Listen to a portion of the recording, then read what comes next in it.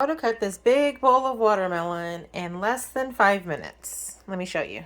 Okay, so question, am I the only one that cuts my watermelon like this? As you see, I cut the top and the bottom off and then I stand it upright and then I start going around and cutting off like I'm de-skinning the actual fruit. I can't really do it with one hand, but that's basically what I do is I cut down right here and cut down at an angle to get it off, and then I get these pieces. Let me show you what it looks like.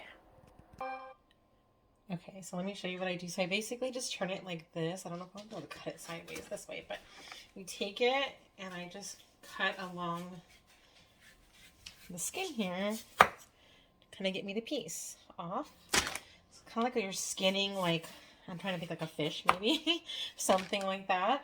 But I just find it so much easier. It's a lot less messy. I don't know what right word to say, but it's a little less messy for me when I'm trying to clean it up and everything, and I don't have juices all over the place, like when you're just kind of cutting it. So I basically just kind of come through and cut off. I'll waste a little bit, but I'll give that to the dog. He loves watermelon. And then I just turn it onto the side. So now it's all peeled, and now I turn it this way and cut it in half. We have two halves here. Put it down on its side, and now I start cutting my chunks into it. Really easy way and really quick way to cut your melons. You can do this with any type of melon. You just need to scoop out the seeds on some of them, and then just cut it down lengthwise. And we want to turn it to its side. So I'm going to take half of it, put it to the side, take this half and plop it down.